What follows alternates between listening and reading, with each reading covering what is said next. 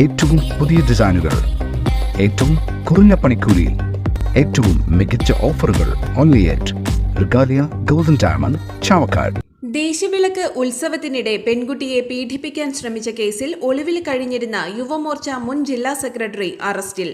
Vadanappally beach വ്യാസ നഗറിൽ കാട്ടിൽ ഇണ്ണാറൻ KS Subin ആണ് അറസ്റ്റിലായത്. വാടനപ്പള്ളി SI മുഹമ്മദ് റഫീഖിന്റെ നേതൃത്വത്തിലുള്ള പോലീസ് സംഘം ബംഗളൂരുവിൽ നിന്നാണ് സുബിനെ അറസ്റ്റ് ചെയ്തത്.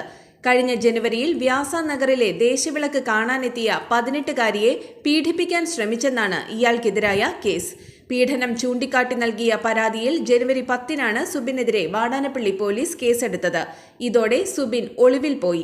സംസ്ഥാനത്തിനകത്തും ഇതര സംസ്ഥാനങ്ങളിലുമായി ഒളിവിൽ കഴിയുകയായിരുന്ന ഇയാൾ ബംഗളൂരുവിൽ ഉണ്ടെന്ന് രഹസ്യവിവരം ലഭിച്ചതിനെ തുടർന്ന് പോലീസ് സംഘം അവിടേക്ക് തിരിക്കുകയായിരുന്നു.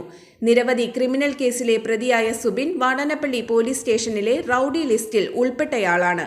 CPOമാരായ അലി, അരുൺ, പ്രദീപ് എന്നിവരും പ്രതിയെ പിടികൂടിയ പോലീസ് സംഘത്തിൽ ഉണ്ടായിരുന്നു.